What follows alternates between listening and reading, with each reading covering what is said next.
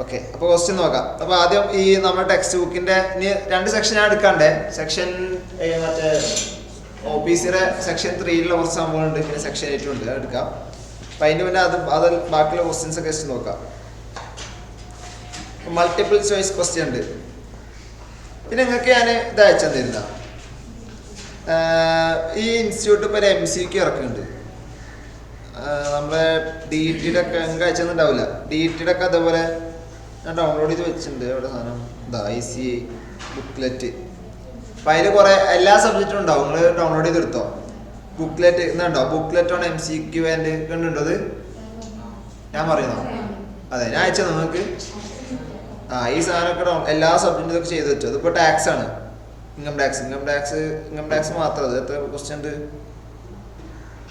ഓരോ ചാപ്റ്റർ വെച്ചിട്ട് ക്വസ്റ്റ്യൻ ആവുന്നുണ്ട്. കുറേ ക്വസ്റ്റ്യൻ ഉണ്ട്. ഇതൊക്കെ 206 പേജ് ഉണ്ട്. അതിന് മാത്രം ക്വസ്റ്റ്യൻസ് ഉണ്ട്. അപ്പോൾ ഇതിന് പറഞ്ഞാൽ MCQ ഉണ്ടാവും, പിന്നെ കേസ് സ്റ്റഡീസും ഉണ്ടാവും. എന്ന് പറഞ്ഞാൽ ഓരോ സിറ്റുവേഷൻ വന്നിട്ട് അങ്ങനത്തെ. അപ്പം നല്ലതായിരിക്കും ക്വസ്റ്റ്യൻ പ്രാക്ടീസ് ചെയ്യാൻ നല്ലതാണ്. അതേപോലെ തന്നെ ഇത് ഞാൻ ഡൗൺലോഡ് ചെയ്ത് അയച്ചുതരാം. DET ലോ ഞാൻ ഡൗൺലോഡ് ചെയ്തിട്ടുണ്ട്. ബാക്കിയുള്ള നിങ്ങൾ ഡൗൺലോഡ് ചെയ്യുക, അല്ലെങ്കിൽ ഫാക്കൽറ്റീസിനോട് ചോദിച്ചു നോക്കുന്നുണ്ട്. മറ്റേ സാധനം ഇവിടെ CA എൻട്രി MCQ. ഇത് ഇത്ര ഉണ്ട്. ഇത് 60 ക്വസ്റ്റ്യൻ, 152 പേജ്. ഓക്കെ, പിന്നെ ലോയും ഉണ്ട് ഇതേപോലെ.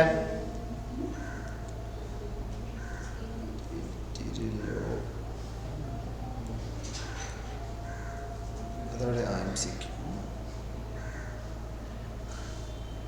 അപ്പോൾ ഈ 3 ഞാൻ അയച്ചുതരാം. ഇതുണ്ട് 181 പേജ്. അപ്പോൾ കണ്ടമാനം ക്വസ്റ്റ്യൻസ് ഉണ്ട്. ലോ ഒക്കെ എന്തായാലും ഉപയോഗം 30 മാർക്ക് അല്ല, എല്ലാത്തിനും 30 മാർക്ക് ഉണ്ട്. ഒരു ഒരു ഒരു സിറ്റുവേഷൻ തരികയാണ്. അപ്പോൾ ഇതൊക്കെ നോക്കിയാൽ ഒരു സിറ്റുവേഷൻ ഇങ്ങനെ തരിക, ഒരാളെ കഥ ഇങ്ങനെ പറയാം, മിസ്റ്റർ മനോജ് സാമ്പുകൾ എന്നൊക്കെ പറഞ്ഞിട്ട്. എന്നിട്ട് അത് വെച്ചിട്ട് കുറേ ക്വസ്റ്റ്യൻസ് ആണ് ഉണ്ടാവും. അതാണ് കേസ് സ്റ്റഡി എന്ന് പറയുന്നത്. അതിൽ കുറേ ക്വസ്റ്റ്യൻസ് ഉണ്ടാവും. അപ്പം അങ്ങനെ അത് നല്ല പരിപാടി. ഇതേപോലെ നിങ്ങളെ ഫസ്റ്റ് ക്വസ്റ്റ്യൻ പേപ്പർ നോക്കുമ്പോൾ ഫസ്റ്റത്തേലൊക്കെ ബാലൻസ് ഷീറ്റൊക്കെ തരുന്നുണ്ട്. ബാലൻസ് ഷീറ്റൊക്കെ തന്നിട്ട് അത് വെച്ചിട്ടൊക്കെയാണ് ക്വസ്റ്റ്യൻ തിരക്കുന്നത്. നമ്മളെ കമ്പൽസറി ക്വസ്റ്റ്യനൊക്കെ എല്ലാ അറ്റംപ്റ്റും അങ്ങനെയാണ്. ക്വസ്റ്റ്യൻ പേപ്പർ എടുത്ത് നോക്കുമ്പോൾ നോക്കോട്ടെ. ഒരു ക്വസ്റ്റ്യൻ പേപ്പറിലൊക്കെ എല്ലാം എൻ്റെ ഉണ്ട് കേട്ടോ. ഞാൻ ഡൗൺലോഡ് ചെയ്ത് വെച്ചിട്ടുണ്ട്. നിങ്ങൾ ഡൗൺലോഡ് ചെയ്തോ?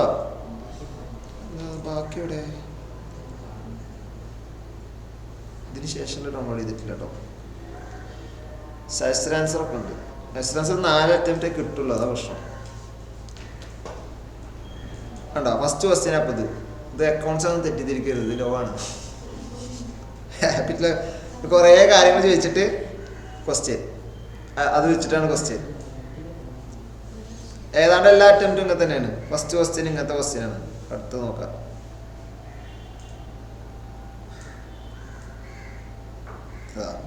ഇത് അങ്ങനെ തന്നെ. ഫസ്റ്റത്തെ ഒരു 6 മാർക്കിന്റെ ക്വസ്റ്റ്യൻ എപ്പോഴും ഇങ്ങനത്തെ ക്വസ്റ്റ്യനാണ് ചോദിക്കുന്നത്. ഓക്കെ, അപ്പൊ നമ്മൾ ആദ്യം തൽക്കാലത്ത് നോക്കുക. Entrenchment enhance the protection. Okay, modern furniture limited, an existing private company willing to insert the provisions for entrenchment. Okay, ഒരു കമ്പനിക്ക് ഇൻസേർട്ട് ചെയ്യണം. അപ്പോൾ ഇത് പറഞ്ഞാൽ എന്താണ്? എക്സിസ്റ്റിംഗ് കമ്പനിയാണ്, ഫോർമേഷൻ്റെ സമയത്തല്ല, ഇടയിലാണ്. It can amend article by passing an ordinary resolution. ശരിയാണോ തെറ്റാണോ? തെറ്റാണ്. എന്താ തെറ്റ്? ഓർഡിനറി റെസൊല്യൂഷൻ പറ്റൂല, സ്പെഷ്യൽ റെസൊല്യൂഷൻ വേണം. It can amend the article by passing a special resolution. അത് മതിയാവോ? അതായത് എൻട്രഞ്ച്മെന്റ് ഇടയിൽ വെച്ച് കയറ്റാൻ സ്പെഷ്യൽ റെസൊല്യൂഷൻ മതിയാവോ? പ്രൈവറ്റ് കമ്പനി ആണെങ്കിൽ പറ്റൂല, പബ്ലിക് ലിമിറ്റഡ് കമ്പനി ആണെങ്കിൽ പറ്റും. ഇതെന്ത് കമ്പനിയാ? പ്രൈവറ്റ് കമ്പനിയാന്ന് തന്നിട്ടുണ്ട്. അപ്പോൾ സ്പെഷ്യൽ റെസൊല്യൂഷനും പോരാ. Can amend the article agreed by all the members. അത് പറ്റൂലേ? Can't amend article, cannot amend article, അങ്ങനല്ലല്ലോ. അപ്പോൾ C ആണ് answer. Can amend the article agreed by all members.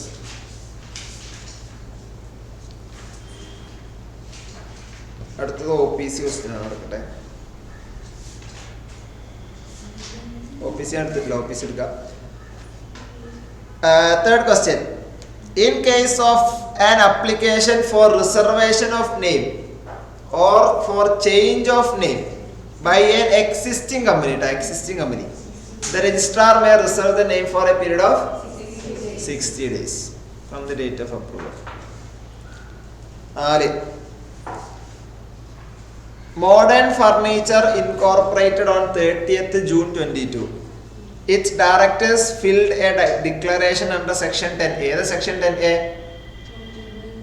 മറ്റേ കമൻസ്മെന്റ്, അതായത് ബിസിനസ് തുടങ്ങിയിട്ട് രജിസ്റ്റേർഡ് ഓഫീസ് 30 ദിവസത്തിനുള്ളിൽ കൊടുക്കണം.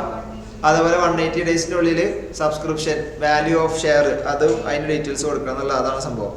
The company and it's officers shall be എന്താ കൊടുത്തതുണ്ട്?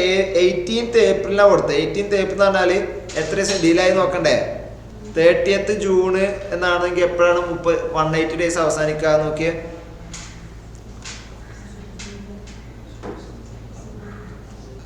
അതായത് July 31, August 31, September 30, October 31, November 30. എത്രയായി? 153ആയി. ഇനി 27. അപ്പൊ ഡിസംബർ 27 തീരും അല്ലേ? അല്ല നോക്ക, കറക്റ്റ് അല്ലേ? July, August, September, October, November. Okay, അപ്പൊ ഡിസംബർ 27 150 ദിവസം കഴിയും. ഓക്കെ, ഇതെന്നാ ചെയ്തത്? 18th April. 18th ഏപ്രിൽ എന്ന് പറയുമ്പോൾ എത്ര ദിവസം ഡിലേ വന്ന്? ഡിസംബറിൽ 4 ദിവസം, ജാനുവരി 31, ഫെബ്രുവരി 28. വർഷം ഏതാ? 24. 23 ആണെങ്കിൽ കുഴപ്പമില്ല. 24 ആണെങ്കിൽ ലീപ്പ് ഇയർ ആണേ. ഇപ്രാവശ്യം അങ്ങനത്തെ ഒരു റിസ്ക് ഉണ്ട് ഈ അറ്റംപ്റ്റില്. 28, പിന്നെ മാർച്ച് 31, ഏപ്രിൽ എത്രാം തീയതി? 18. ഇതിപ്പോ 100 കടന്നില്ലേ? 100 കടന്നില്ലേ? നമ്മൾ പറഞ്ഞിട്ടുള്ളത് എന്താ? 1000 രൂപ പെർ ഡേ, മാക്സിമം 1 lakh എന്നല്ലേ? അപ്പൊ എന്തായാലും 100-നപ്പുറം പോയാലും 1 lakh തന്നെ അല്ലേ? ശരിയല്ലേ? കമ്പനിക്ക് 50,000, ഓർമ്മല്ലേ ഇത്? കമ്പനിക്ക് 50,000, മെമ്പേഴ്സ് ഓഫീസേഴ്സ് ഡിഫോൾട്ടിന് 1000 രൂപ പെർ ഡേ, മാക്സിമം 1 lakh. അപ്പൊ 100ന്റെ മുകളിൽ പോയാൽ എന്തായാലും 1 lakh തന്നെ വരിക. അപ്പൊ അതിന്റെ അർത്ഥം 50,000 1 lakh വരും ഫൈൻ കിട്ടുക. അതായത് ഡി.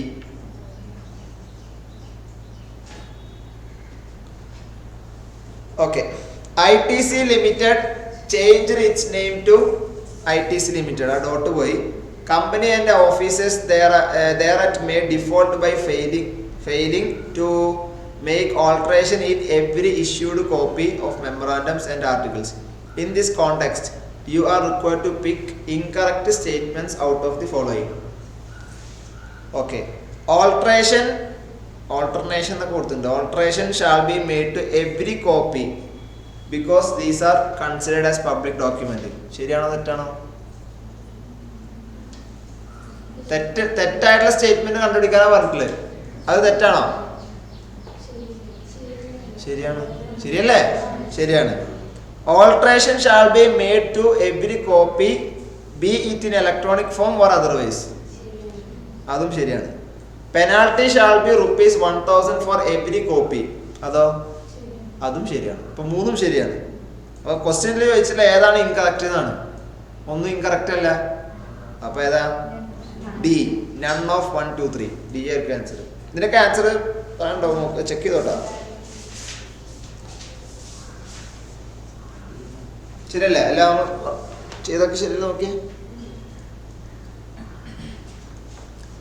ഓക്കെ, അപ്പോ ഞാൻ ഇപ്പൊ ഇത് കണ്ടില്ലേ, MCQ എന്ന് പറയുമ്പോ ഇതിപ്പോ പക്കാറ് 1 word സാധനമാണ് ഈ 3ാമത്തെ. പക്ഷെ ഇതൊക്കെ എന്ന് പറയുമ്പോൾ ഇങ്ങനത്തെ ക്വസ്റ്റ്യൻസ് ഒക്കെ നല്ലോണം ചോദിക്കും, ഇങ്ങനെ ഓപ്ഷൻസ് ഒക്കെ അധികമായിട്ടൊക്കെ.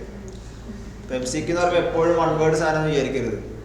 പ്രത്യേകിച്ച് 30 മാർക്കിന് അങ്ങനെ ചോദിക്കുമ്പോൾ ഈ MCQ ഒരു റിസ്ക് എന്താണെന്ന് വെച്ചാൽ, റിസ്ക് കൊണ്ട് നല്ലതുണ്ട്, കറക്കി കുത്തിയാൽ മാത്രം മാർക്ക് കിട്ടും, അങ്ങനെയുണ്ട്. റിസ്ക് എന്താണെന്ന് വെച്ചാൽ അത്രയും ഡെപ്തിൽ നമ്മൾ പഠിക്കേണ്ടി വരും. എന്നുവെച്ചാൽ MCQ അങ്ങനെയുള്ള ചോദിക്കുക, അതിന്റെ പ്രശ്നം. ഇപ്പൊ ഈ പെനാൽറ്റി സംഭവങ്ങളൊക്കെ പല പെനാൽറ്റിയിലുണ്ടാവും, ഡേയ്സിന്റെ കണക്ക്, അപ്പൊ അതൊക്കെ പലതും ഉണ്ടാവും. അപ്പൊ അതൊക്കെ നമ്മള് ഈ ഡേയ്സ് ഞാൻ പറയില്ല, നിങ്ങളോട് ഇന്നലെ ഞാൻ പറയില്ല. അപ്പൊ ഞാനൊക്കെ പഠിക്കുന്ന കാലത്ത് ചെയ്തെന്ന് വെച്ചാൽ ഇങ്ങനത്തെ ഡേയ്സ് ഒക്കെ ഉണ്ടാവില്ലേ, അതിന്റെ ഒരു ലിസ്റ്റ് ഉണ്ടാക്കി വെക്കുക. വിത്തിൻ 30 ദിവസം അല്ലെങ്കിൽ വിത്തിൻ 60 days അങ്ങനത്തെ ഉണ്ടാവുമല്ലോ. അപ്പൊ 30 ദിവസം ഒരുമിച്ചുള്ള ഒക്കെ അങ്ങോട്ട് പഠിക്കുക. അങ്ങനെയൊക്കെ ഞാനൊക്കെ അങ്ങനെ ഒരു ട്രിക്ക് നമ്മൾ ഉണ്ടാക്കിയാൽ മതി പഠിക്കുന്ന സമയത്ത്. അതുപോലെ ഓർഡിനറി റെസൊല്യൂഷൻ, സ്പെഷ്യൽ റെസൊല്യൂഷൻ, അങ്ങനത്തെ സംഭവങ്ങളൊക്കെ അതിനൊക്കെ ലിസ്റ്റ് പഠിക്കുന്ന സമയത്ത് അതിനായിട്ടിരിക്കണ്ട. പഠിക്കുന്ന സമയത്ത് നമുക്ക് ഒരു ധാരണ ഉണ്ടാവണം ഏതൊക്കെ നമ്മളിങ്ങനെ ചെയ്തു വെക്കണം എന്നുള്ളത്. അപ്പോൾ സ്പെഷ്യൽ റെസൊല്യൂഷൻ്റെ ലിസ്റ്റ്, അപ്പോൾ സ്പെഷ്യൽ റെസൊല്യൂഷൻ്റെ കേസ് വരുമ്പോൾ അത് അവിടെ നോട്ട് ചെയ്ത് വെക്കുക. അങ്ങനെ ഓരോ നോക്കിയാൽ മതി. ഓക്കെ, അടുത്ത question, descriptive question. Yadav Dairy Products Private Limited has registered its articles along with the memorandum at the time of registration of company in December 2019. Now directors of the company are of the view that provisions of articles regarding forfeiture of shares should not be changed except by a resolution of 90% majority. While as per section 14 of the Companies Act, 14 എന്ന് പറഞ്ഞാൽ articles in the alteration. All articles may be changed by passing a special resolution only. One of the directors said that they cannot make a provision against the Companies Act. You are required to advise the company on this matter. വായിച്ചിട്ട് എന്താ മനസ്സിലായോ? എൻട്രഞ്ച്മെന്റ് ആണ്. എൻട്രഞ്ച്മെന്റ് അല്ലേ? എൻട്രഞ്ച്മെന്റ് ആണെങ്കിൽ കമ്പനിയുടെ അവർ ചെയ്യാൻ പോകുന്നത് 90% മെജോറിറ്റിയിൽ പാസ്സാക്കാനാണ് പോകുന്നത്. നടക്കുമോ? നടക്കൂല. 100% വേണം. ഇടയിൽ വെച്ചിട്ടല്ലേ, ഇൻ ബിറ്റ്വീൻ അല്ലേ? ഓക്കെ, അപ്പോൾ ആരാ പറഞ്ഞത് കമ്പനീസ് ആക്ടിന് വിരുദ്ധമാണെന്നൊക്കെ വേണ്ടിട്ടുണ്ട്? അതൊന്നും ശരിയല്ല, അതൊന്നും പ്രശ്നമില്ല. എന്താണ് ചെയ്യാൻ പറ്റും, പക്ഷെ എന്താണ് 100% ഇത് വേണം. എങ്ങനെ എഴുതും? അങ്ങനൊന്ന് എഴുതി നോക്ക്, നോക്കി എഴുതിക്കോ. ഏത് സെക്ഷൻ എടുത്തിട്ട് നോക്കി എഴുതിക്കോ. അങ്ങനെ അങ്ങനെ എങ്ങനെ ആൻസർ എങ്ങനെ പ്രസന്റ് ചെയ്യുക അങ്ങനെ ആലോചിച്ചു. ഞാൻ പറഞ്ഞില്ല, ഫസ്റ്റ് പ്രൊവിഷൻ എഴുതുക, എന്നിട്ട് അതിനെ ജസ്റ്റ് ഒന്ന് അനലൈസ് ചെയ്യുക ഈ പ്രൊവിഷൻ്റെ, എന്നിട്ട് അതിന് കൺക്ലൂഷൻ കൊടുക്കുക. ഈ കേസിലേക്ക് അതിന് കൺക്ലൂഷൻ കൊടുക്കുക. ജസ്റ്റ് ഒന്ന് എഴുതി നോക്ക്. ഇതാണ് ലോയിലുള്ള പണി. ലോയില് മിക്കവാറും ആൾക്കാർക്ക് പ്രശ്നം പറ്റുന്ന അവിടെയാണ്.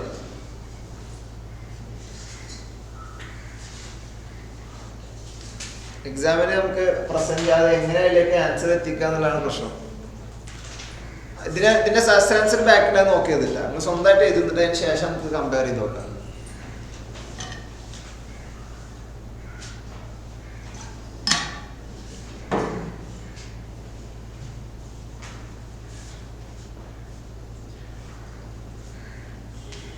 ഇതിന് വേണമെങ്കിൽ ഇങ്ങനെ പറയാം.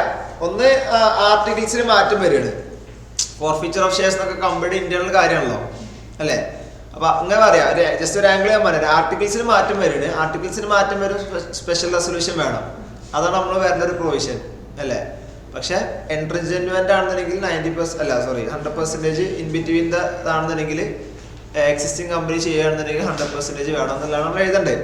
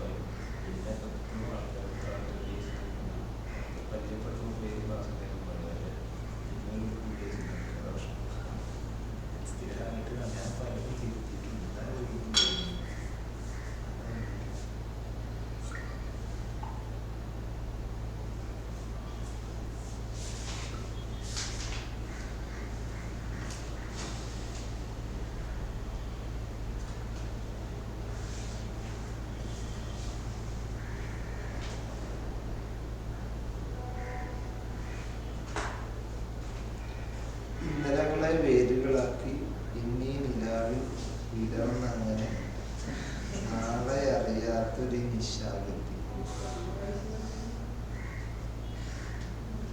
എന്താ ഉദ്ദേശിച്ച കവി എന്താ ഉദ്ദേശിച്ച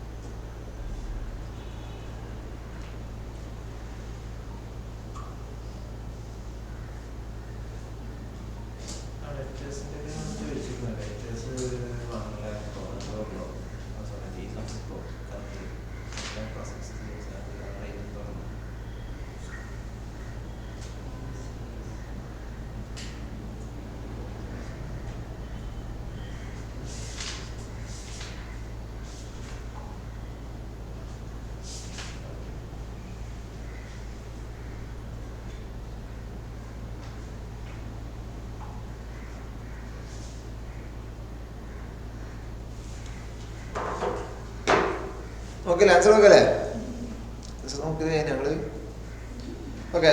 ഇത് സിമ്പിളായിട്ട് കൊടുത്തിട്ടില്ല നോക്കിയാ ജസ്റ്റ് സെക്ഷൻ പറയാ എന്നിട്ട് അതിനൊരു ഇത് കൊടുക്കുക നോക്കാം. As per section 5 of the companies act article may contain provisions for entrenchment to the effect that specified provisions of the articles may be altered only if more restrictive conditions than a special resolution are met.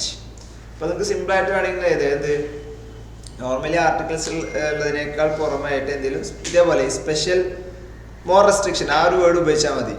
If any more restriction അല്ലെങ്കിൽ or more എന്താ പറയുക ഇതിൽ അതിലൊരു word deep rooted conditions എന്നൊക്കെ പറയില്ലേ, അങ്ങനത്തെ ഒരു word ഉപയോഗിച്ചാൽ മതി. Deep-rooted conditions to be inserted in the articles of association എന്താണ് ആസ് പെർ സെക്ഷൻ 5 പറയാ എൻട്രൻസ് എന്താണ് അങ്ങനെ പറഞ്ഞാൽ മതി. As per section 5 the article may contain provisions for entrenchment എന്താണ് ഫോർ ഇതിൻ്റെ ആ ഒരു ഇങ്ങനത്തെ സാധനമൊക്കെ ഉണ്ട് കറക്റ്റ് അതേ words to the effect that specified provisions for entrenchment to make any special provisions that have more restrictive conditions or അങ്ങനെ സാധനം കൊടുക്കുക.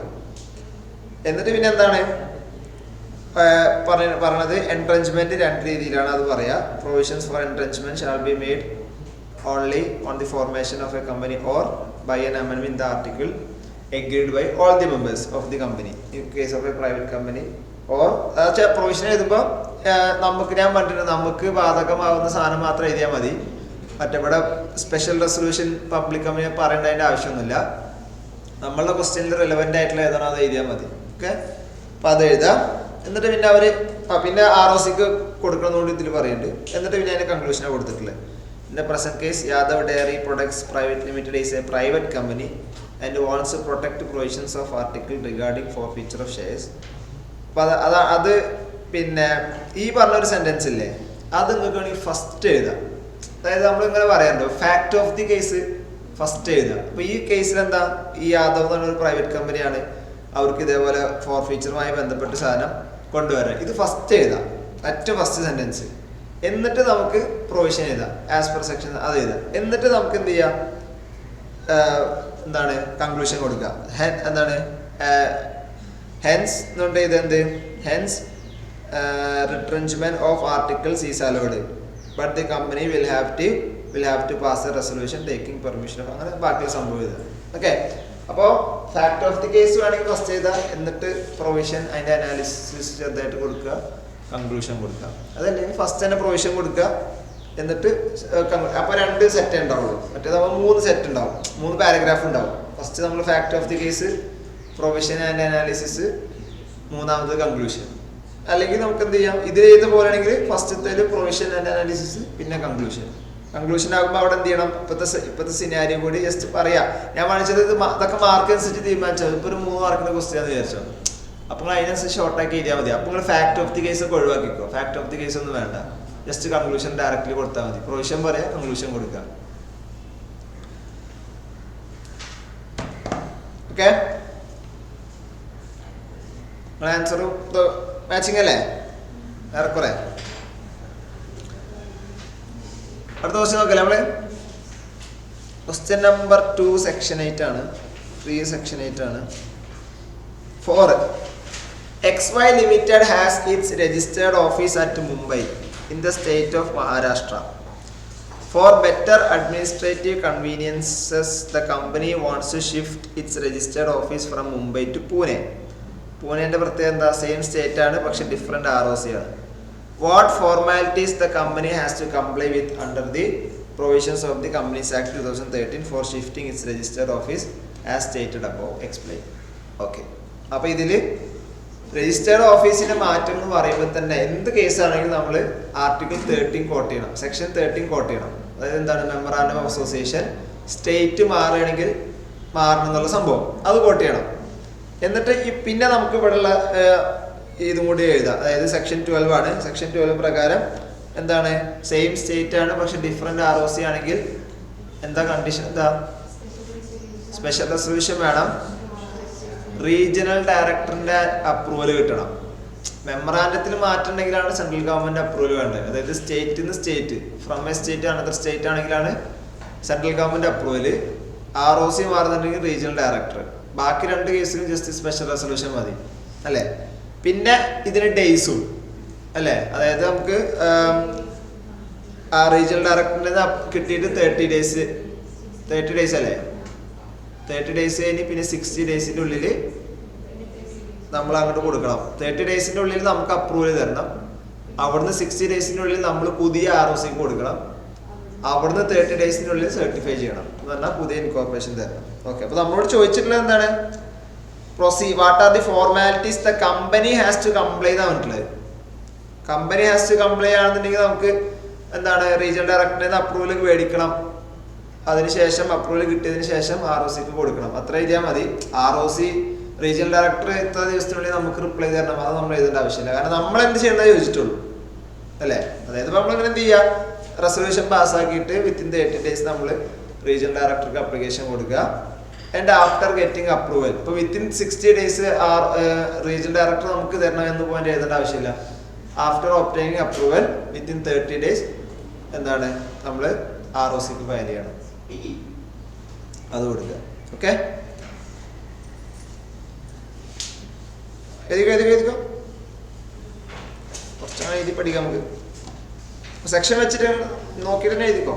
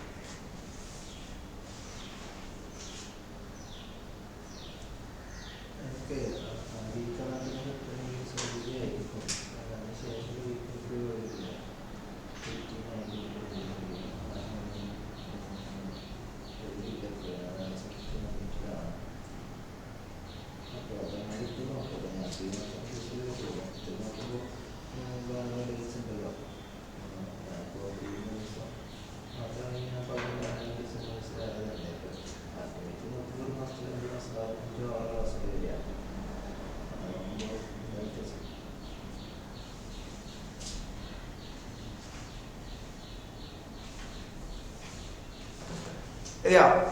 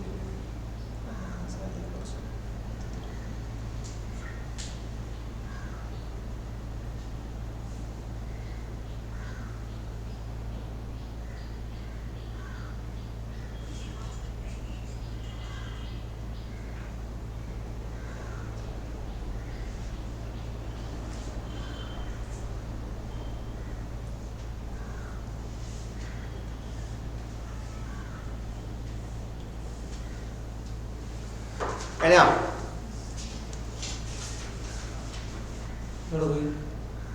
കണ്ടു എവിടെ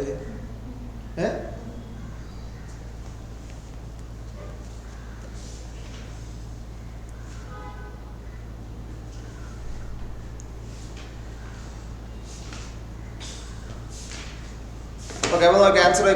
Companies Act 2013 under Section 13 provides for the process of altering the memorandum of a company. Since the location or registered office clause in the memorandum only names the state in which its registered office is situated, a change in address from Mumbai to Pune does not result in the alteration of the memorandum, and hence the provisions of Section 13 do not apply in this case. അപ്പോൾ ഇതിലൊരു കാര്യമുണ്ട് കേട്ടോ, ഞാൻ എപ്പോഴും നമ്മൾ ഒരു same format നമ്മൾ ഇന്ന് ഫോളോ ചെയ്താൽ മതി. ഇപ്പോൾ ഇവർ ഫസ്റ്റ് തന്നെ അതിന് കൺക്ലൂഷൻ കൊടുത്തേക്കാണ് അല്ലേ. അപ്പോൾ നിങ്ങൾ എന്ത് ചെയ്യുക, എന്നും ഒരു ഫോർമാറ്റ് ഫോളോ ചെയ്യുക. ഒരു ഫോർമാറ്റ് നമ്മൾ എടുക്കുക, അതന്നെ എന്നും ചെയ്യുക. അപ്പോൾ ഇതിൽ ആദ്യം എന്ത് ചെയ്യണം, സെക്ഷൻ 13 പ്രകാരം മെമ്മറാൻഡം ഓഫ് ഒരു സ്റ്റേറ്റിൽ നിന്ന് വേറെ സ്റ്റേറ്റിലേക്ക് മാറുകയാണെങ്കിൽ memorandum of association special resolution വേണ്ടി അമെൻഡ് ചെയ്യണം. അത് ജസ്റ്റ് ഒരു സെൻറ്റൻസ് ആയിട്ട് കൊടുക്കുക. ഓക്കെ. പിന്നെ സെക്ഷൻ ആണെങ്കിൽ ഫർദർ ആസ് പെർ സെക്ഷൻ 12 എന്താണ്, if register place changes from one location to another location, അല്ലെങ്കിൽ one place to another place in the same state but a different ROC എന്ന് പറഞ്ഞിട്ട് അതിൻ്റെ പ്രൊവിഷൻ എഴുതുക. Shall be required to pass a special resolution and approval from regional director shall also be obtained. Okay, അങ്ങനെ എഴുതിയാൽ മതി. നിങ്ങളെ normal ലാംഗ്വേജിൽ എഴുതിയാൽ മതി. അപ്പോൾ എന്നിട്ടാണ് പിന്നെയാണ് നമ്മൾ കൺക്ലൂഷൻ ചെയ്തത്. സിൻസ് എന്താണ് registered office is changed from Mumbai to Pune which is in the same state, എന്താണ് alteration of memorandum is not applicable. Hence ഇവിടെ സെൻട്രൽ ഗവൺമെന്റ് അപ്രൂവൽ പറയാം, അതുകൂടി വേണം കേട്ടോ. സെൻട്രൽ ഗവൺമെന്റ് അപ്രൂവൽ, ഹെൻസ് എന്താണ് central government approval is not required. However since ROC is changed അമെൻമെന്റ് അല്ല എന്താണ് since ROC is changed a special resolution shall be passed and approval from regional director shall B obtained. Okay, അത്രയാണ് എഴുതേണ്ടത്. പിന്നെ days ഇതിൽ ഡേയ്സിന്റെ കാര്യത്തിൽ പറയണില്ല, പക്ഷെ ജസ്റ്റ് ഇങ്ങനെ പറയുന്നുണ്ട്. ഇല്ലല്ലോ, ഒന്നും പറയില്ല. Just regional director. അപ്പോൾ അതൊക്കെ നമ്മൾ ക്വസ്റ്റ്യൻ അനുസരിച്ച് ചെയ്താൽ മതി അല്ലെ, മാർക്ക് അനുസരിച്ചിട്ട് ചെയ്താൽ മതി. ഇപ്പോൾ ഒരു 6 മാർക്കിനൊക്കെ ചോദിക്കണമെങ്കിൽ ഡേയ്സും കൊണ്ട് എഴുതുക അല്ലേ. അപ്പം ആഫ്റ്റർ പാസിംഗ് റെസൊല്യൂഷൻ എന്താണ് the company shall make an application to the regional director for approval. ഒന്ന്, എന്നിട്ട് after obtaining approval from the regional director it shall be filed with the ROC within 30 days for certification. Okay, 30 days അല്ലേ ROC കൊടുക്കാൻ? 30 days അല്ലേ. മറ്റാൾ approval തരാനുള്ള, regional director approval തരാനുള്ള സമയമാണ് 60 days അല്ലേ. നമ്മൾ ഭാഗത്ത് ചെയ്യേണ്ടതൊക്കെ 30 days ആണ്. റീജിയണൽ ഡയറക്ടർക്ക് നമ്മൾ അപ്ലിക്കേഷൻ കൊടുക്കുന്നതും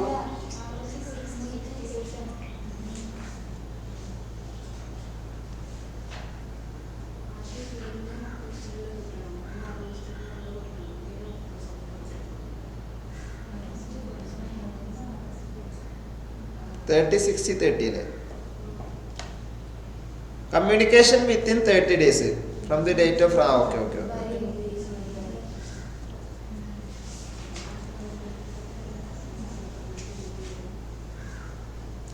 ഓക്കെ ഓക്കെ ഓക്കെ ഓക്കെ. അപ്പോൾ 30 days വീണ്ടും 30 days ROC നമുക്ക് സർട്ടിഫിക്കറ്റ് തരാനുള്ളതാണ്. ഓക്കെ, അപ്പോൾ ഇതിലത്തെ ബാക്കിയുള്ള ക്വസ്റ്റ്യൻസ് കൂടി വേഗം നോക്കാം. നമുക്ക് ജസ്റ്റ് നോക്കി പോവാം.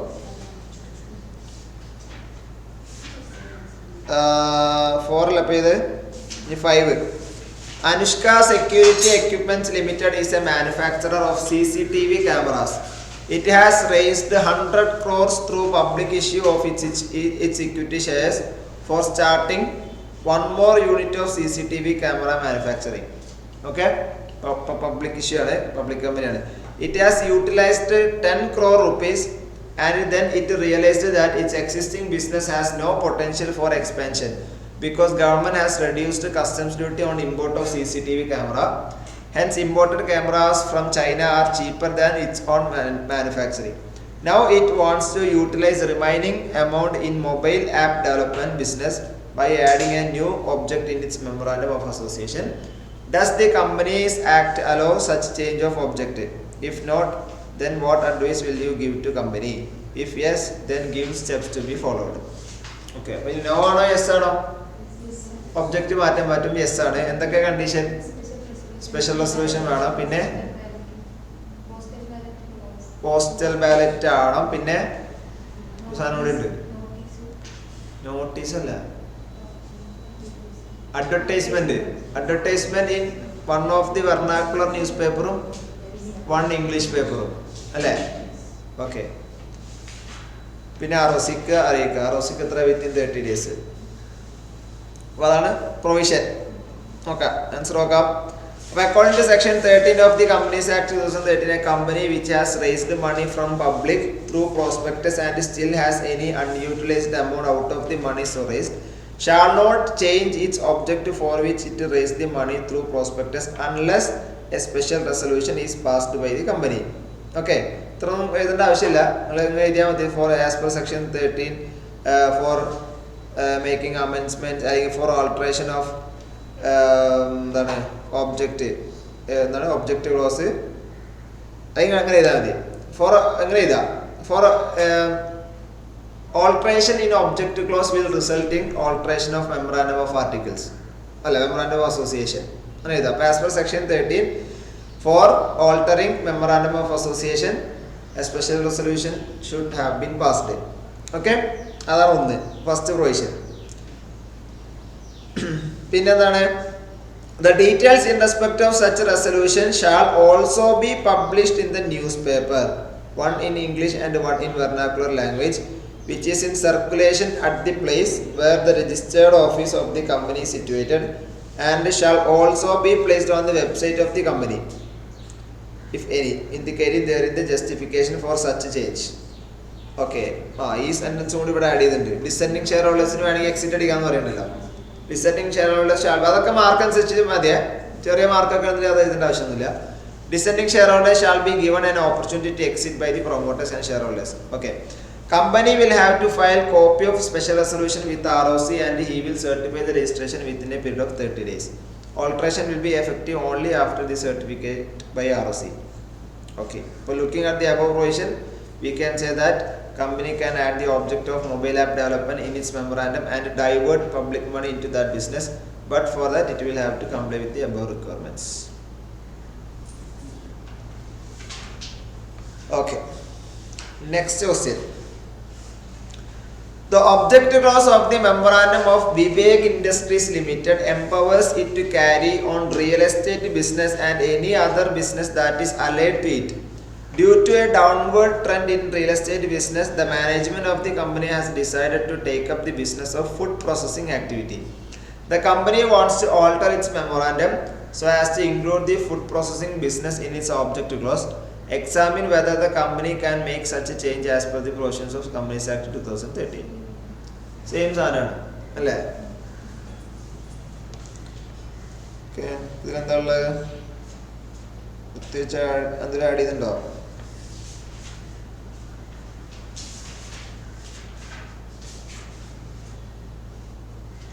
സെയിം തന്നെയാണ്, വേറെ രീതിയിൽ എഴുതുന്നുള്ളൂ.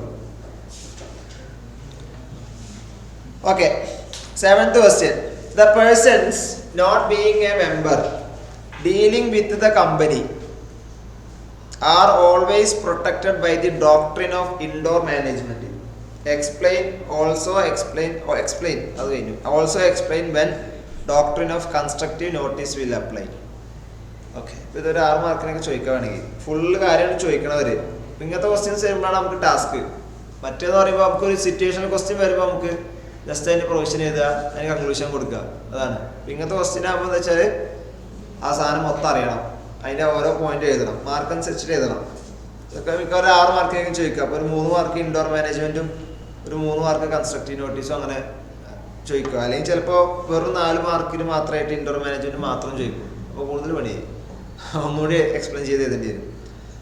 ഇതിൻ്റെയൊക്കെ ആൻസർ മൊത്തത്തിൽ ഫുൾ കഥ എഴുതി വെച്ചിട്ടുണ്ടാവാം അതിൽ. കഥ ചോദിച്ചിട്ടുണ്ടാവും, സ്വാഭാവികം.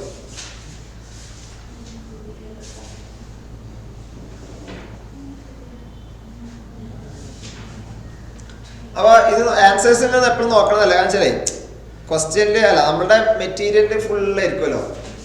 ഇതിൽ ഇതെങ്ങനെയാണ് ആൻസർ ഫ്രെയിം ചെയ്യണമെന്നൊക്കെ നമുക്ക് മനസ്സിലാവും. ഫുൾ എഴുതി ഉണ്ടാവും, എല്ലാ പോയിന്റ്സ് എഴുതി ഉണ്ടാവും, നല്ല ആൻസർ എങ്ങനെ ഫ്രെയിം ചെയ്യണം നമുക്ക് അറിയാൻ പറ്റും.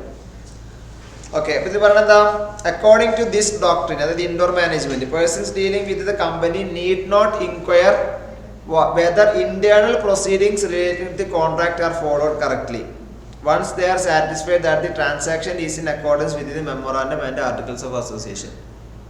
ഓക്കെ, ആർട്ടിക്കിൾസ് ഓഫ് അസോസിയേഷൻ മെമ്മോറാണ്ടത്തിനെ കുറിച്ച് അവെയർ ആവുക. ഇൻഡോർ ആയിട്ടുള്ള കാര്യങ്ങൾ, ഇന്റേണൽ ആയിട്ടുള്ള കാര്യങ്ങൾ, പ്രൊസീഡിങ്സ് അറിയണമെന്ന് നിർബന്ധമില്ല. അപ്പോൾ അതൊരു sentence. Stakeholders need not enquire whether the necessary meeting was convened and held properly or whether necessary resolution was passed properly. ഇതൊക്കെ ഇവരുടെ സെന്റൻസ് ആണ്, ഇവരുടെ ലാംഗ്വേജ് ആണ് കേട്ടോ. They are entitled to take it for granted that the company had gone through all these proceedings in a regular manner. എന്ന് പറഞ്ഞാൽ അതൊക്കെ നടന്നതായിട്ട് അങ്ങനെ അസ്യൂം ചെയ്യുക. They are entitled to assume എന്ന് എഴുതിയാൽ മതി. Take it for granted എന്നൊന്നും എഴുതുന്നുണ്ട്. They are entitled to assume എന്ന് എഴുതിയാൽ മതി. The doctrine helps to protect external members. അപ്പോൾ അതാണ് ഞാൻ പറയുന്നത്. ഈ ഇൻഡോർ മാനേജ്മെന്റ്, വെറും ഇൻഡോർ മാനേജ്മെന്റ് എന്ന് ചോദിക്കുമ്പോൾ എന്താണ് ആ സംഭവം മാത്രമല്ല എഴുതണത്, കണ്ടില്ലേ? അതിന്റെ ഗുണം എന്താണെന്ന് കൂടി എഴുതുന്നുണ്ട്. Our doctrine helps to protect external members from the company and states that the people are entitled to presume that internal proceedings are as per documents submitted with the registrar of companies. The doctrine of indoor management is opposite to the doctrine of constructive notice, whereas the doctrine of constructive notice protects a company against outsiders. The doctrine of indoor management protects outsiders against the action of a company. This doctrine also is a safeguard against the possibility of abusing the doctrine of constructive notice. Okay, പക്ഷേ അവിടെ ക്വസ്റ്റ്യനിൽ ഒന്നുകൂടി question കാണുമ്പോൾ also explain when doctrine of constructive notice will apply എന്ന് ചോദിച്ചിട്ടുണ്ട്. ഇപ്പം ഞാൻ പറഞ്ഞില്ലേ, മാർക്ക് അനുസരിച്ച് കുറച്ചും കൂടി അത് എക്സ്പ്ലെയിൻ ചെയ്യാം. ഇവിടെ ജസ്റ്റ് അതിനായിട്ടൊന്ന് കമ്പയർ ചെയ്തെന്നുള്ളൂ. ഇൻഡോർ മാനേജ്മെന്റിനായിട്ട് ജസ്റ്റ് ഒന്ന് കമ്പയർ ചെയ്ത് എന്താണ് it is opposite to the doctrine of constructive notice എന്ന് പറഞ്ഞു. പിന്നെ പറഞ്ഞു അത് പ്രൊട്ടക്ട് ചെയ്യണത് കമ്പനീനെയാണെന്നും പറഞ്ഞു. ഓക്കെ, അത്ര പറഞ്ഞിട്ടുള്ളൂ. അപ്പോൾ വേണമെങ്കിൽ നിങ്ങൾക്ക് കുറച്ചും കൂടി എഴുതാം എന്താണ്, it is on the presumption that the outsiders will have shall be aware about the memorandum of association, articles of association, അതൊക്കെ എഴുതാം. അങ്ങനത്തെ സെന്റൻസുകളൊക്കെ ആഡ് ചെയ്യാം. Exceptions to doctrine of indoor management ഒക്കെ ചോദിച്ചു എഴുതിയാൽ മതി. അല്ല നമ്മുടെ മെയിൻ ക്വസ്റ്റ്യൻ മറ്റേതല്ലേ, ഞാൻ പറഞ്ഞ മാർക്ക് അനുസരിച്ച് ചെയ്താൽ മതി. എക്സെപ്ഷനൊക്കെ മിക്കവാറും ചോദിക്കും, സ്റ്റേറ്റ് എക്സെപ്ഷൻസ് ടു ദിസ് അങ്ങനൊക്കെ ചോദിക്കാറുണ്ട് മിക്കവാറും. Okay, next question. മംഗുരു and friends got registered a company in the name of Taxman Advisory Private Limited. Taxman is a registered trademark. Trademark എവിടെ ഉണ്ട്? After 5 years name clause. After question മനസ്സിലായില്ലേ? ഇത് കാണുമ്പോൾ തന്നെ മനസ്സിലായില്ലേ നിങ്ങൾക്ക്? മറ്റേ 3 വർഷം. After 5 years, when the owner of trademark came to know about the same, it filed an application with the relevant authority. Can the company be compelled to change its name by the owner of trademark? Can the owner of registered trademark request the company and then company changes its name at its discretion? അതൊന്നും കുഴപ്പമില്ല. അതായത് ഒരു director പോയിട്ട് കമ്പനിയോട് പറഞ്ഞു കമ്പനിക്ക് company ഇഷ്ടപ്രകാരം മാറ്റാൻ പറ്റുമെന്ന്. മാറ്റാൻ പറ്റും, പക്ഷെ എന്താണ് മെമ്മറാണ്ടം പറഞ്ഞു ആ സെക്ഷൻ 13 പ്രകാരം നെയിം ക്ലോസ് മാറ്റില്ലേ, ആ ഫോർമാലിറ്റീസിലൂടെ പോകേണ്ടിയിരുന്നു മാത്രമേ ഉള്ളൂ. ഓക്കെ, വായിച്ചു നോക്കാം. According to section 16, if a company is registered by a name which in the opinion of the central government is identical with the name, the rectification ആണ് section 16 അല്ലേ?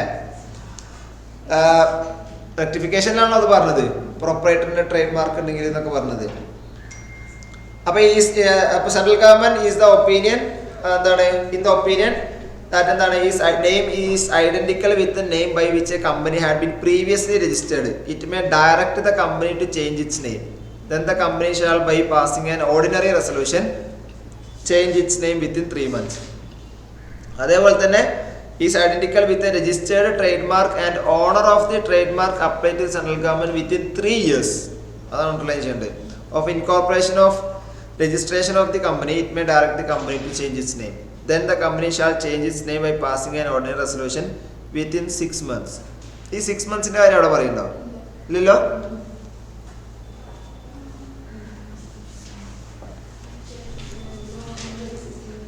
മറ്റേ 3 months മാത്രമല്ലേ പറയുള്ളൂ. ഒരു സെക്കൻഡ്, ഞാൻ അതിൻ്റെ ബെയർ ആക്ട് നോക്കട്ടെ.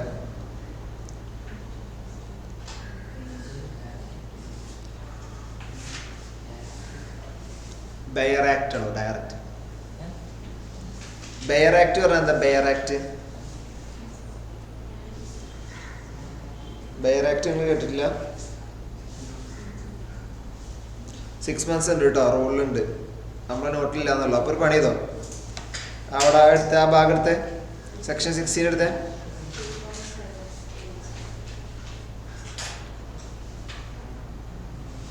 ഏതാണ് പേജ് നമ്പർ?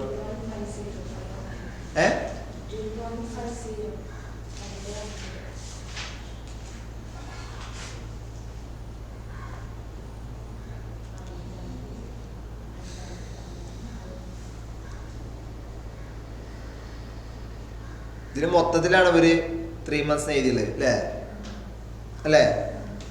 അപ്പൊ 3 months ഇതാണ് കേട്ടോ, വിത്തിൻ 3 months. ഇവിടെ within 6 months.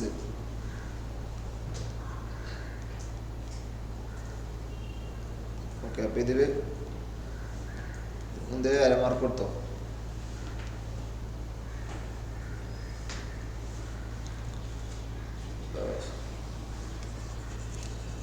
Okay, company shall give notice to ROC along with the order of central government within 15 days of change. In case of default, company and defaulting officer are punishable.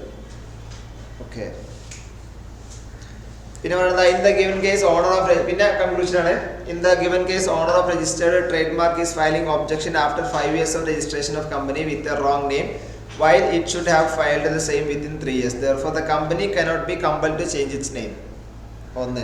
As per section 13, മറ്റേ രണ്ടാമത്തെ question ഉണ്ട്, ഇയാൾക്ക് വേണമെങ്കിൽ directly company approach ചെയ്തിട്ട് company കൊണ്ട് മാറ്റിപ്പിക്കാൻ പറ്റുമെന്നുള്ളത്. പറ്റും, കമ്പനിക്ക് എപ്പോൾ വേണമെങ്കിലും പേര് മാറ്റാലോ. Company can anytime change its name by passing a special resolution and taking approval from central government. Therefore, if the owner of registered trademark requests the company for change of its name and the company accepts the same, then it can change its name voluntarily by following the provisions of section 13. Okay, next question. Explain the light of the provisions of Companies Act that circumstances under which a subsidiary company can become a member of its holding company. Last എടുത്ത സാധനമാണ്. അപ്പോൾ ആദ്യം നിങ്ങൾ എഴുതേണ്ടത് എന്താണ്? Basic ആയിട്ട് പറ്റൂല എന്നുള്ള കാര്യം. ആസ് പെർ സെക്ഷൻ 19 അത് പറ്റില്ല എന്നുള്ളത്. പക്ഷേ there are 3 exceptions. ഒന്നെന്താണ്? If the subsidiary company is a legal representative of a deceased member of the company, ഒന്ന്, അല്ലെങ്കിൽ the subsidiary company act as a trustee എഴുതിയാൽ മതി. മൂന്നാമത്തെ എന്താണ്? The subsidiary company holds any shares of the holding company even before the subsidiary becoming subsidiary of the holding company. Okay. First 3 sentence എഴുതിയിട്ടുള്ളൂ. അപ്പോൾ ഇവിടെ ഉണ്ടല്ലോ, ഫസ്റ്റ് അങ്ങനെ എഴുതിയിട്ടുണ്ട്, subsidiary company cannot either by itself or through its nominees hold any shares in its holding company. Question number 10. മറ്റേതാണ് വേണ്ട. 11. Explain the provisions of the Companies Act 2013 related to service of documents on a company and the members of the company. അപ്പോൾ ഇതിൽ ചെറിയൊരു trap ഉണ്ട്. Company ആണെങ്കിലും company and officers ആണ് നമ്മൾ ഒരു ഇതിൽ പറഞ്ഞത്, പിന്നെ നമ്മൾ രജിസ്ട്രാർ ആൻഡ് മെമ്പേഴ്സാണ് പറഞ്ഞത് അല്ലേ? അപ്പോൾ അത് തമ്മിൽ ചെറിയ ഒറ്റ വ്യത്യാസം ഉണ്ട്. ഇത് പോസ്റ്റ്, നോർമൽ പോസ്റ്റ്. അപ്പോൾ ഇത് രണ്ടായിട്ട് തന്നെ എഴുതണം. അപ്പോൾ പോസ്റ്റ്, രജിസ്റ്റേർഡ് പോസ്റ്റ്, പിന്നെ ഏതൊക്കെയാണ്? കൊറിയർ, സ്പീഡ് പോസ്റ്റ്, ഇലക്ട്രോണിക്, പിന്നെ വേറെ സാധനം ഇവിടെ ഉണ്ട്, രജിസ്റ്റേർഡ് ഓഫീസിലേക്ക് എത്തിക്കുക. അങ്ങനെ സംഭവം അല്ലേ? ഉണ്ട്. അപ്പോ കമ്പനിക്കാണെങ്കിൽ എന്താണ്? Question number 11 അല്ലേ?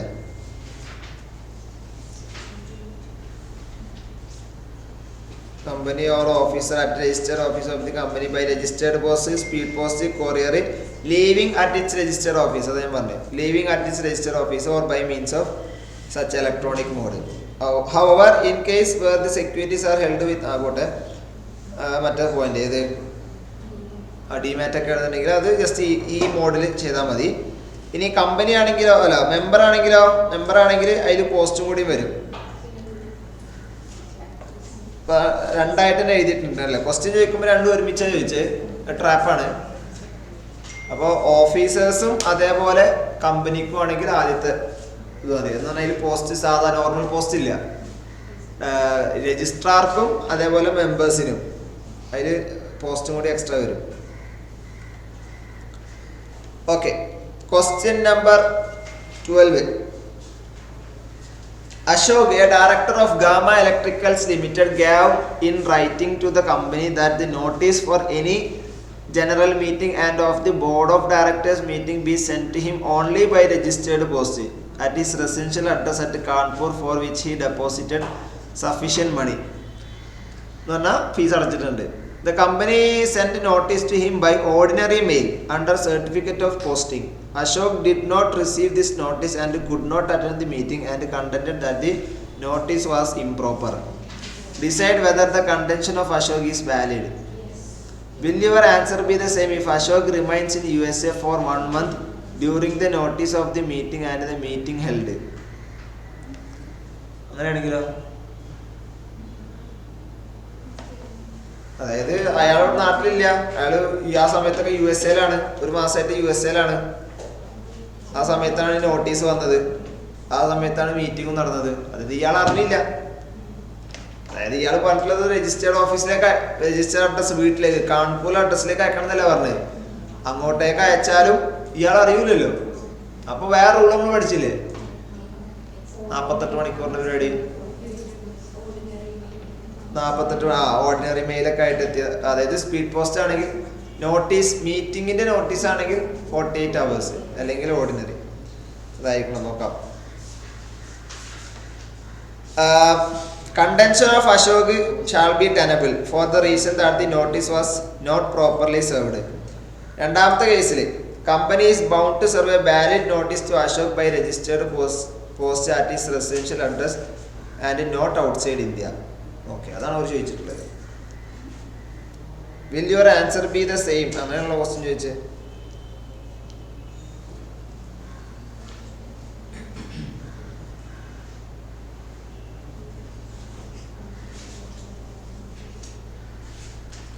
ഓക്കെ, അല്ല അങ്ങനെ ആലോചിച്ച് നോക്കുക. ഇപ്പൊ മീറ്റിംഗ് ആണെന്നുണ്ടെങ്കിലും ഇപ്പൊ ഇങ്ങനൊരു സംഭവം ഇങ്ങനെ ഈ അഡ്രസ്സിലേക്ക് എത്തിക്കണം എന്ന് പറഞ്ഞിട്ട് അങ്ങനെ തന്നെ എത്തിക്കണം അല്ലേ? ഇപ്പൊ മീറ്റിങ്ങിന്റെ നോട്ടീസ് ആണെന്ന് എന്ത് ചെയ്യുക, ഈ അഡ്രസ്സിലേക്ക് അയക്കുക. പക്ഷെ അയാൾ അങ്ങനത്തെ കേസിൽ എന്താണ്, കമ്പനിക്ക് പ്രശ്നമില്ല. കാരണം എന്താണ്, അയാൾ USA-ലാണ്, നമ്മൾ നോട്ടീസ് അയച്ചിട്ടുണ്ട്. അപ്പൊ നോട്ടീസ് അയച്ചിട്ടുണ്ടെങ്കിൽ എന്താ 48 hours-നുള്ളിൽ അവിടെ എത്തിയിട്ടുണ്ട് എന്നുള്ള അസംഷൻക്ക് കമ്പനിക്ക് അത് പ്രശ്നം വരില്ല. പക്ഷെ സ്റ്റിൽ ഇവരെന്ത് ചെയ്തിട്ടില്ല, ഇവര് അയക്കാത്തത് കൊണ്ട് അത് പ്രശ്നം തന്നെയാണ്. കാൺപൂരിലേക്ക് അയച്ചിട്ടില്ല, അവർ മെയിൽ അയക്കുക ചെയ്തിട്ടില്ല. ഓക്കെ, അപ്പൊ അവിടെ ആൻസർ ഇവിടെ കൊടുത്ത ആൻസർ ശരിയായിട്ടില്ല. In the given circumstances company is bound to serve a valid notice to Ashok by registered post at his residential address at Kanpur and not outside India. Okay, എന്ന് പറഞ്ഞാൽ അതിൻ്റെ അർത്ഥം നമ്മളോട് ചോദിച്ചത് അശോകിന്റെ കണ്ടൻഷൻ ശരിയാണോ എന്നുള്ളതാണ്. അപ്പൊ ആദ്യത്തിൽ നമുക്ക് എന്താ പറയാ, അശോകിന്റെ കണ്ടൻഷൻ ശരിയാണ്. രണ്ടാമത്തേൽ നമ്മൾ പറഞ്ഞ എന്താണ്, company is still at default, അതാണ് നമ്മൾ എഴുതേണ്ടത്. അതായത് ഇയാൾ അവിടെ ഉണ്ടായിരുന്നില്ല എന്ന് വെച്ചിട്ട് ഈ പറയുന്ന സംഭവം കമ്പനി ചെയ്യാതിരിക്കാൻ പറ്റില്ല. അയാൾ പുറത്തായിരുന്നു, അപ്പോൾ ഏതായാലും നാട്ടിലല്ലോ എന്ന റീസൺ നമുക്ക് പറയാൻ പറ്റില്ല. അങ്ങനെ ഒരു സംഭവം, അതിനായിട്ട് അയാൾ പൈസ തന്നിട്ട് അയാൾ ഇങ്ങനെ സ്ഥലത്തേക്ക് തന്നെ എത്തിച്ചിട്ടുണ്ടെന്ന് പറയുകയാണെങ്കിൽ അങ്ങോട്ട് തന്നെ എത്തിക്കണം. അപ്പൊ കമ്പനി സ്റ്റിൽ അറ്റ് ഡിഫോൾട്ട് ആണ്.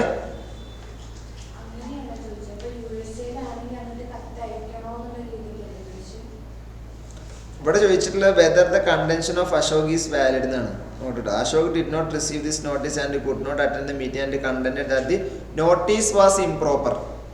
അശോക് പറഞ്ഞു നോട്ടീസ് ഇംപ്രോപ്പർ ആണ്. അത് ശരിയാണെന്നോ ചോദിച്ചിട്ടുള്ളത്? അത് ശരിയാണ്. രണ്ടാമത്തെ ചോദിച്ചാൽ എന്താ, നീ ഇയാൾ USA-ലാണെന്നുണ്ടെങ്കിൽ ഇയാൾ പറഞ്ഞത് തെറ്റാണോ എന്നാണ്. തെറ്റാവൂലല്ലോ, ശരിയാണല്ലോ. അപ്പോഴും ശരിയാണല്ലോ. നോട്ടീസ് ഇംപ്രോപ്പർ ആണ്,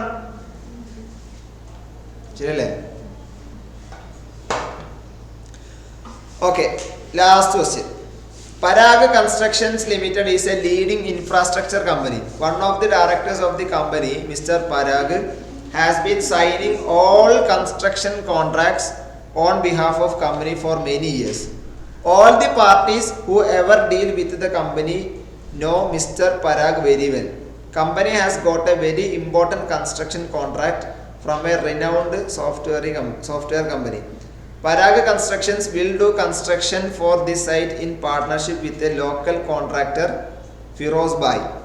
Mr. Parag signed partnership deed with Firoz Bhai on behalf of the company because he has an implied authority. Later in a dispute, company denied to accept liability as a partner. Can the company deny its liability as a partner? Question മനസ്സിലായോ? Yes, അതാണ് power of attorney. അതായത് ഇത് ഡീഡാണ്. Section 22 section 22 നമ്മൾ will of exchange promissory നോട്ടൊക്കെ ആണെങ്കിൽ അപ്പോഴാണ് അയാൾക്ക് implied authority ഉള്ളത്, അല്ലേ? ഇംപ്ലൈഡ് അതോറിറ്റി ഉണ്ടാവും, എക്സ്പ്രസ് രണ്ടായാലും മതി. പക്ഷേ ഡീഡുകളാണെങ്കിൽ പ്രത്യേകം ഫോർമൽ ഡീഡുകളാണെങ്കിൽ എന്താണ്, പവർ ഓഫ് അറ്റോർണി വേണം. പവർ ഓഫ് അറ്റോർണി എങ്ങനെ കൊടുക്കുക? കോമൺ സീൽ ഉണ്ടെങ്കിൽ കോമൺ സീൽ ഇല്ലാന്നുണ്ടെങ്കിൽ 2 ഡയറക്ടേഴ്സ് സൈൻ ചെയ്യണം, അതല്ലെങ്കിൽ ഒരു ഡയറക്ടർ ഒരു CS സൈൻ ചെയ്യണം. ഇയാളോട് പറഞ്ഞ എന്താ, ഇയാൾക്ക് ഇംപ്ലൈഡ് അതോറിറ്റി ഉണ്ട്. ഇയാളല്ല, കമ്പനി. മറ്റേ പാർട്ട്ണർഷിപ്പിലാണ് പ്രശ്നം വന്നത്, അല്ലേ? അപ്പൊ ആ പാർട്ട്ണർഷിപ്പിൽ സ്വാഭാവികമായിട്ടും ഡിസ്പ്യൂട്ട് വരുമ്പോൾ മറ്റേ ഏതാണ് ഫിറോസ് ഭായ് എന്താകും, ഇവർക്കെതിരെ കേസ് കൊടുക്കും. പക്ഷെ ഇവർക്കൊരു പ്രശ്നം പറ്റൂല. കാരണം എന്താ, ഇവർ തമ്മിലുള്ള എഗ്രിമെന്റ് ഒരു വാലിഡ് എഗ്രിമെന്റ് അല്ല. കാരണം മറ്റാൾക്ക് അത് സൈൻ ചെയ്യാനുള്ള അതോറിറ്റി ഇല്ല, മിസ്റ്റർ പരാഗിന് അത് സൈൻ ചെയ്യാനുള്ള അതോറിറ്റി ഇല്ല, അല്ലേ? അപ്പൊ അതുകൊണ്ട് ഈ ഡീഡ് ഒരു വാലിഡ് ഡീഡ് ആകൂല. അപ്പൊ അതുകൊണ്ട് കമ്പനിക്ക് അതിന് ഉത്തരം പറയേണ്ട ആവശ്യമില്ല. മനസ്സിലായില്ലേ? ഓക്കെ, പരാഗ് എന്ന് പറയുമ്പോൾ ഒരു കമ്പനിയാണ്, അതിൽ ഒരാൾ മാത്രമാണ് പരാഗ്. പേര് കേട്ടിട്ട് എന്താ നമ്മള് പരാഗ് കൺസ്ട്രക്ഷന്റെ ആള് പരാഗാന്ന് വെച്ച് മൊത്തം പരാഗാണെന്നില്ലല്ലോ, കുറെ ആൾക്കാരുണ്ടാവൂലേ? അപ്പൊ കമ്പനി അതിന് ലയബിൾ ആകേണ്ട ആവശ്യമില്ല. ഓക്കെ, അപ്പോ സെക്ഷൻ 30 അല്ല question 30. As per section 22 of the companies act, a company may authorise any person as its attorney to execute bonds on its behalf in any place either in or outside India. But common seal should be affixed on its authority letter, or the authority letter should be signed by 2 directors of the company, or it should be signed by 1 director and A secretary, company secretary. This authority may be either general for any deeds or it may be four specific deed. എന്ന് പറഞ്ഞാൽ ആ power of അറ്റോർണിക്ക് കൊടുക്കുന്നത് അത് മൊത്തത്തിൽ എല്ലാ ഡീഡിനും sign ചെയ്യാനായിട്ട് മൊത്തത്തിൽ ഒരു പവർ ഓഫ് അറ്റോർണി കൊടുക്കുക, അതല്ലെങ്കിൽ ഓരോന്നിനും ഓരോന്നും കൊടുക്കാന്ന് പറഞ്ഞു. അവിടെ പറയാത്ത പോയിന്റാണ്. A deed signed by such an attorney on behalf of the company and under his seal shall bind the company as if it were made under its common seal. Okay, in the present case company has not neither given any written authority nor affixed common seal of the authority letter. Power of attorney കൊടുത്തിട്ടില്ല. It means that Mr. Parag is not legally entitled to execute deeds on behalf of the company. Therefore, deeds executed by him are not binding on the company. Therefore, company can deny its liability as a partner. Nice. Okay അല്ലേ? Okay, അപ്പോൾ ഇനിയും കുറേ questions ഉണ്ട് നമുക്ക് ചെയ്യാൻ. ഉച്ചയ്ക്ക് ശേഷം നമുക്ക് ബാക്കി സെക്ഷൻ 8 അത് എടുക്കാം. ഇതിലുള്ള കുറച്ച് ക്വസ്റ്റ്യൻസ് നോക്കാം. ഇത് എത്ര ക്വസ്റ്റ്യൻ നോക്കട്ടെ കേട്ടോ. 42 ക്വസ്റ്റ്യൻ ഉണ്ട്. ചിലതൊക്കെ റിപ്പീറ്റേഷൻ ഉണ്ടാവും.